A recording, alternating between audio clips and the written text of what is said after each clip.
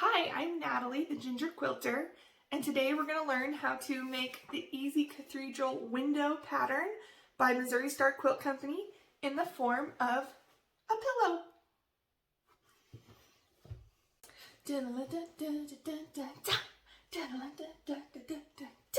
For this project, you're going to need 20 white 5-inch squares or whatever background fabric you want to use. And you're going to need 21 charm squares of a patterned fabric. I'm using the All Hallows Eve line by Fig Tree. You can cut these yourself or get them in a pre-cut. 21 squares is exactly half of this pre-cut. So to start, you're going to take the white squares. These could be a neutral color, any color you want. And you're going to fold them in half diagonally, and you're going to iron them like this. And you're going to do that for all 20 squares. Okay, so what I've done here is I've laid out 4 by 4 of my charm squares of the patterned fabric. I have my extras over here. And what I'm going to do is I'm going to take the folded 5-inch squares and I'm going to start laying them out.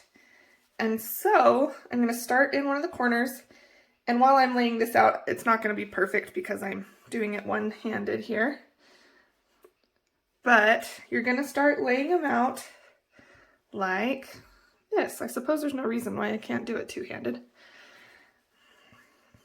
So you'll see this in the pattern as well, the orientation. It's only a little different because we are making a pillow and not a table runner.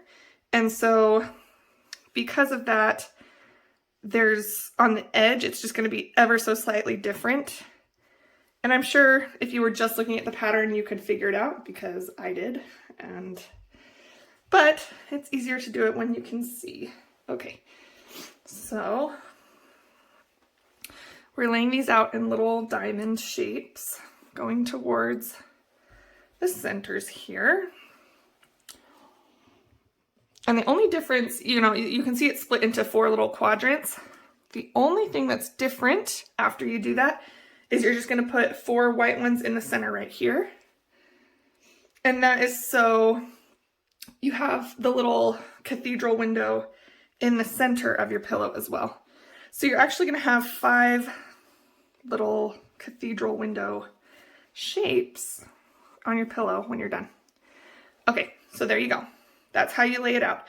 So now what you're going to do is pin your white squares or triangles to your charm squares. And you could do this with clips along the edges. The pattern says, excuse me, to pin. So I pinned them just to make sure that the centers are going to stay where you want them along here, like so.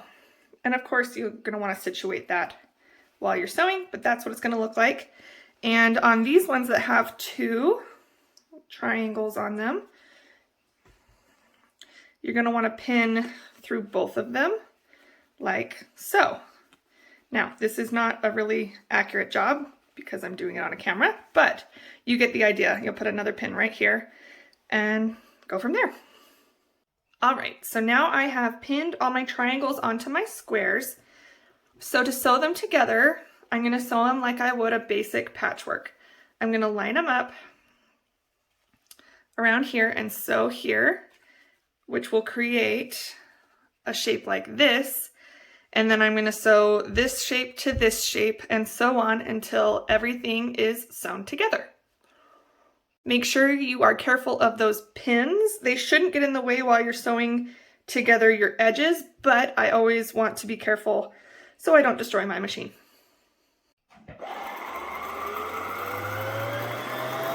All right, so here I am at my sewing machine. I'm going to line up my corners and make sure they're all right at the corner. The corner of my triangles and the corners of my squares are lined up over here. And I'm gonna stick it in the machine and go. Now, if you are a pinner, obviously that would create more precision. I am more of a let's go, go, go kind of sewer. So I just make sure it lines up at the bottom. And here we go. Being careful not to sew over my fingers. All right, now that I have several units of these 2 squares sewn together, I'm gonna go and iron my seam flat in the back. Because you have so many layers of fabric, it's gonna get pretty bulky, so flat seams are gonna be the best. So now you can see how I've sewn 4 of my squares together, and this is how it's going to look. I'm gonna repeat this process until I've finished it with all of my charm squares. Okay, so here I am. I'm getting ready to sew one of these curves down. I've got it under my my foot, and I'm just gonna go slow. I am not being precise about my seam allowance here on the top stitch. I'm just kind of eyeballing it. I'm guessing I'm at like an 1/8 or a 1/16. I'm just getting really close to that edge and staying on top of it.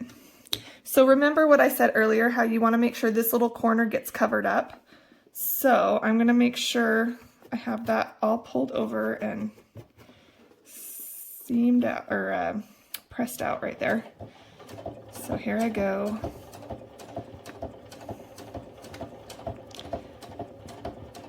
You know, when I saw this pattern, oops, I ran into a pin there. When I saw this pattern, I thought that sewing these curves was going to be the hardest part. Goodness gracious. There we go. Got out the pin. So I thought sewing the curves was going to be the hardest part, but actually it's the funnest part. I think it's super fun. Okay, so now I'm coming up to this corner. Want to make sure that's covered. And this is where the stiletto tool actually comes in super handy. So I'm going to make sure that that's pulled all the way over, and I can hold that there without sewing through my finger, which is ideal, right? Okay, so I'm going to follow that all the way to the end here. And now I'm going to turn it around and do it for the rest of the square. All right, so I'm back from sewing this together. This is what it looks like when it is all sewn together. All my squares are sewn and ironed. So now what I'm going to do is put my charm squares, my last 5 charm squares in their spots. And I'm just going to set them here. And I didn't really take the time to plan which one I wanted where, so I'll just throw them in there. Okay, so that's there. And this is where the fun part begins, where you're going to start seeing your cathedral windows take place. So you're going to pin these in place, and be careful you line up on the corners on your seams here so they stay in the middle. So you'll pin in place. And then what you're going to do is take these white flaps and fold them over and pin them down. And I haven't quite figured out the best pinning technique for this, but so you're going to pin that down, and then you're going to do a top stitch right on the edge right here.